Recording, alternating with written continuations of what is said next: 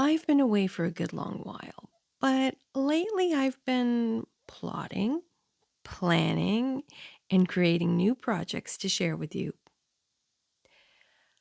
All of this planning has included many trips to the craft store, but when met with a wall of products in the clay aisle, I thought I might explore a half dozen with you to see how they handle, how they form, carve, sand, and dry, to take note of their resilience, their paintability, and to give an honest review of their pros and cons. I'll sculpt, roll, mold, and stamp. I'll paint and poke. And then I'll give you my top 3 favorite materials from this list. Crayola Air Dry Clay is the least expensive product on my list. Now, this clay is similar in consistency to cookie dough, and it comes in a resealable plastic tub, and it's available in a variety of colors.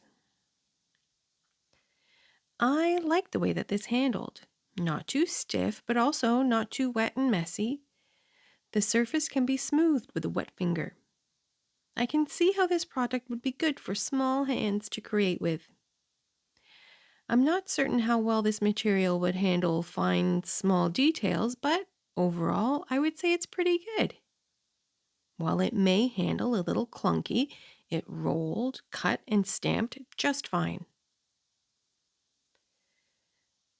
This product dried flat with minimal warping. Once dry, the product can be carved and sanded. Of all of the materials I used, this was the most delicate when dry.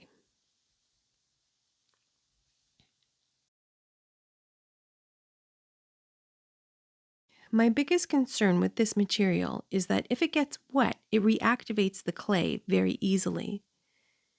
Even a layer of paint starts to feel a bit gummy on my paintbrush when trying to paint pieces that have dried for weeks. This clay has its flaws and it isn't super durable, but if you want a fun clay for messing around, I think this is a fair value. DOS modeling air dry clay has been around since the 1960s. I remember seeing commercials for it when I was a little girl. Right out of the bag, this material is wet and smooth. It's very wet, in fact, and might benefit from being exposed to the air for just a few minutes for it to firm up slightly. It's easy to handle, sculpts well, and can be smoothed with water. I was dubious as to how well it would mold given how wet it felt, but it was fine in the silicone press mold. DOS was the messiest of the products that I used, leaving a significant chalky residue on my hands. This clay air dries quite quickly, turning from gray to white in the process.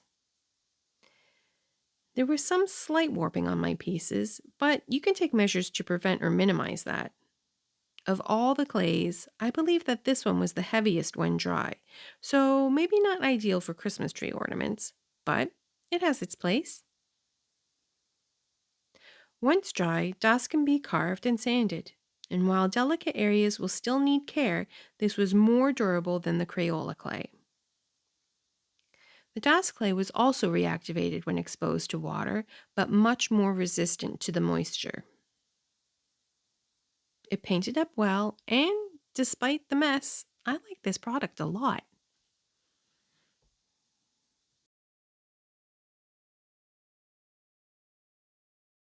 I have used Creative Paperclay for years, and it is one of my favorite materials to work with. It is stiffer than the previous clays, and it might require some practice to get the hang of working with it, but I think that it has characteristics that make that effort worthwhile. Like the other two air dry clays, it can be smoothed out with a few drops of water.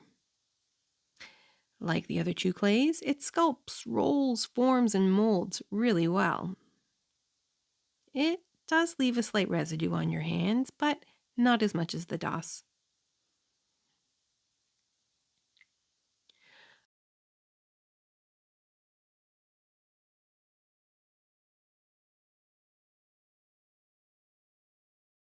Of all of the clays, this product had the most warping. I know from working with this product that it shrinks in the drying process. It also reactivates when wet, but not as much as the Crayola. It cuts and sands well, and because of the nature of the material being more fibrous than plastic-like, it's not going to shatter if dropped. Two of the biggest reasons I love this material is that it is incredibly lightweight and it paints beautifully. Dear friends, what can I say about foam clay? I believe this was the most expensive of all the products that I tested, and it was also hands down the most frustrating. It's very fun to hold. It's like handling wet marshmallows, some sort of strange love child between fluff and slime. It's so light and squishy. Unfortunately, that's where the fun ended for me. Forming the material was difficult. Anything I sculpted was globular with no refinement at all. And it stuck to my tools. Oh, it was a mess.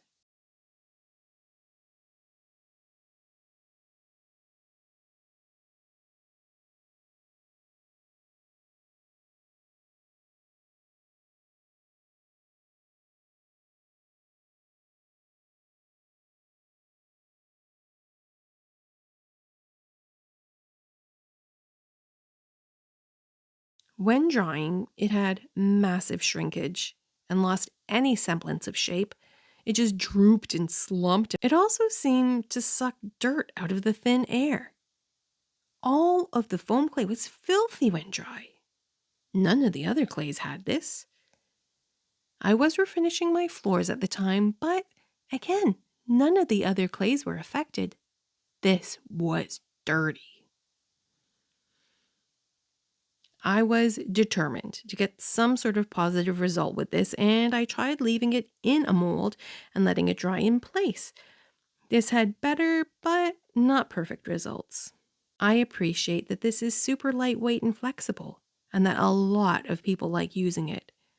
But I simply couldn't get this to work for me no matter what I tried. And now I'll move on to the oven-baked polymer clays. First, original Sculpey. Now, I don't use polymer clay often because my hands run hot and the clay eventually becomes too soft beneath my fingers and everything feels like a melty mess. But you really have to work at this to make it pliable initially. Of all the clay, this was the most odorous, having a slight smell like a rubber eraser. Perhaps one of the best qualities of Sculpey is the quality of the impressions that you can create using stamps or molds. But it also holds fingerprints and dust and hair.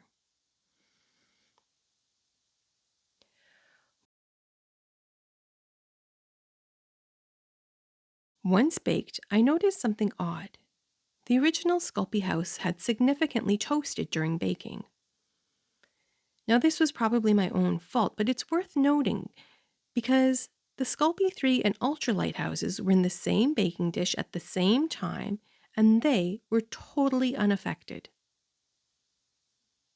Toastiness aside, the Sculpey baked quickly, with no distortions, and is quite durable. It too can be carved and sanded, and while it can be painted, I don't think that it is ideal for painting. I had no idea what the difference was between the different Sculpey products that I picked. Right out of the bag, Sculpey 3 was much easier to work with. There was almost no time or effort required into getting it into a working state. I was pleasantly surprised to find that it didn't hold fingerprints as readily as the original. It sculpted, rolled, and molded really well.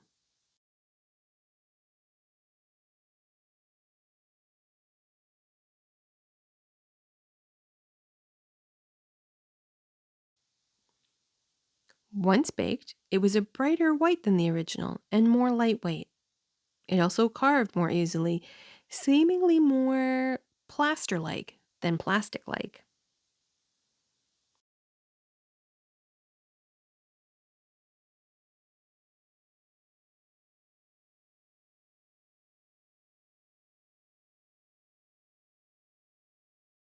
Again, it wasn't ideal for painting, but it was a really nice product. Finally, we have Sculpey Ultralite. This was so soft and so lovely to handle right out of the package. My biggest complaint about this material is that it does have a fair bit of fallout, with tiny crumbs getting everywhere. Now, they're really tiny, but they're prevalent. It's also a little bit sticky, sticking to my work surface and my fingers. Not a huge amount, but enough to make note of. With those minor complaints out of the way, this clay was beautiful to play with. It's soft, smooth, bakes bright and white. It's so lightweight that it floats in water. It carves like butter and paints a dream. Just a delight.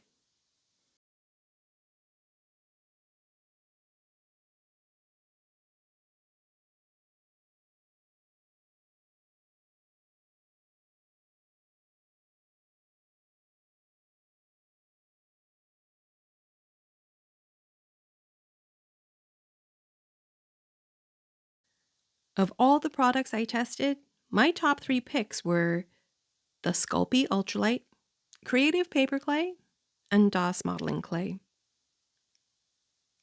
The Sculpey Ultralight was just a dream to handle. My grumbles against it were very minor and easily set aside.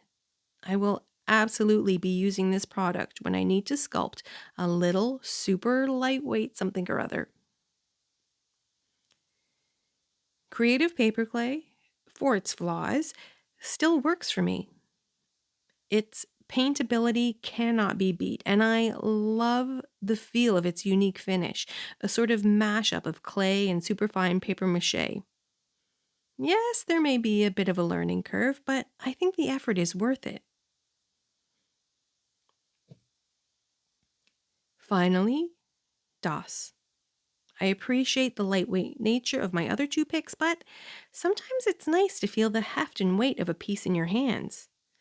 Sometimes you want a clay that's clay-like, and this fits that bill. Its durability, paintability, ease of use, they make this product worth the mess that it may make. I hope that you found this helpful. I've learned so much. I cannot wait to share the projects that I have planned for these materials with you. I'll see you soon. I've missed you.